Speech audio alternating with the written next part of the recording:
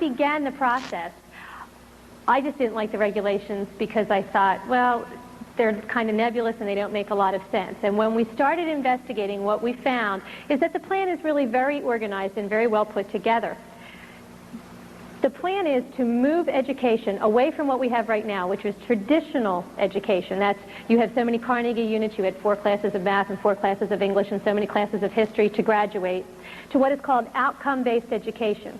Outcome-based education says that the student must demonstrate something in order to meet the goal and be promoted or graduate. In the traditional system, said this is an A, this is a B, this is a C, this is a D, this is an E, and you fit wherever you fit. Now, you had so much time in order to do that, so you had 180 days, and then the achievement went up or down according to that. In outcome-based education, the theory is everybody gets an A or everybody gets a B, and however long it takes you to get there is okay. If you can get there in 3 days, then you graduate in 3 days. If it takes you 10 years, then you graduate in 10 years. Everything rides on the goals and on meeting the goals. So instead of saying the schools will teach, the theory now is the student will demonstrate. And so it's a major shift in the way we look at education. In order to understand that, I want you to think of a telephone salesman. Have you ever gotten a telephone call from a telephone salesman?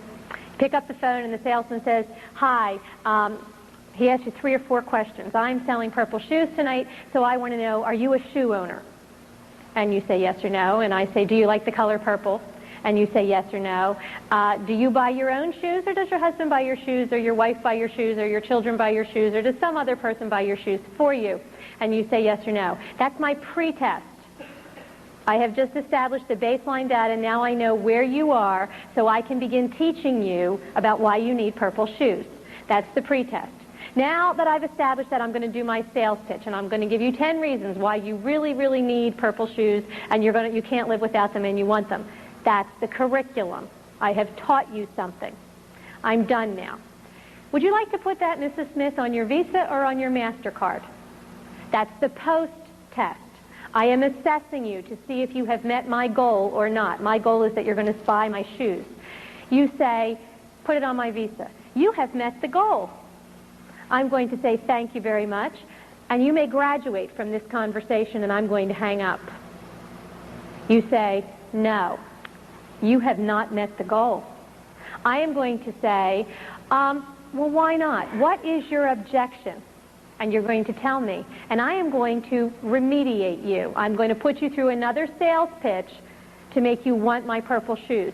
That's remediation. You're going to walk that loop with me one more time, and at the end of the remediation, I'm going to say, "Should I put this on your Visa or your MasterCard?" I'm testing you again. That's a reassessment. If you say, "Yes, you have met the goal," you may graduate from the conversation, and I'm going to hang up. If you say, "No," I'm going to say, "What is your objection?" And I'm going to remediate you again and test you again. Now, if you would stay on the phone indefinitely, I would keep making you walk that remediation loop until you finally said, "Yes, you're going to buy my shoes," until you meet the goal.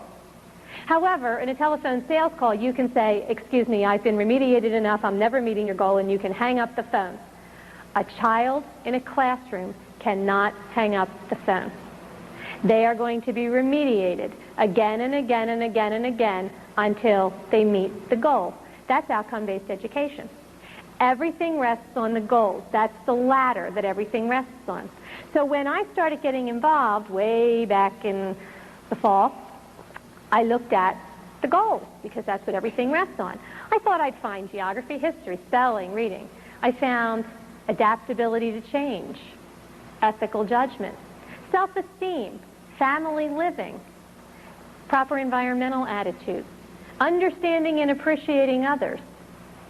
And I went and met with Mr. Fear, who's the executive director of the State Board of Education in Pennsylvania, and I said, "Where did you get these?" And with every goal, there was a list of exit outcomes. That's the specific behaviors that the child has to demonstrate in order to prove that they met the goal. The child just can't say, "I met the goal, I understand others, isn't that great?" The child has a list of behaviors that they have to demonstrate in order to prove that they met the goal. So I said to Mr. Fear, "Well, where'd you get the goals? And where did you get these exit outcomes? Where did they come from? And he said, oh, we had committees meet all over the state. And we brought together teachers and parents and other groups, and we got together and had consensus forming, and we reevaluated them and redid them, and they came up with over 500 student learning outcomes. And I said, well, okay, what did they base it on? He said, oh, nothing. We developed these specifically for Pennsylvania. I said, well, you mean when they went in and sat down, the table was empty? Oh, no, no. I said, well, what was on the table? Connecticut's goals. Oh, okay. So I wrote to Connecticut and said to Connecticut, would you please send me your goals? And Connecticut did send me their goals. And I sat down, and Connecticut's goals and Pennsylvania's goals were the same goals. Word for word, the same goals. Since then, we've gotten the goals from 26 different states. And this just gives you a little overview of what some of those exit outcomes are and how close they were. All students understand and appreciate their worth as unique and capable individuals and exhibit self-esteem. That's Pennsylvania's. Connecticut. Each student should be able to appreciate his or her worth as a unique and capable individual and exhibit self-esteem. Does that sound familiar? You can take all the student learning outcomes and match them up. It doesn't matter what state you're in. It doesn't matter whose outcomes you're looking at. If you strip the names of the states, you can't tell whose are whose. Now, the other states, they passed their goals and their exit outcomes on the first go-around. Pennsylvania, because of the involvement of parents like you and me and other ones across the state, have been forced to rewrite their student learning outcomes 7 times now. Some of these are from the first set that was first published in September. They published another set on March the 11th. That set included student learning outcomes that said that our children would exhibit the proper attitudes to live in the American constitutional democracy.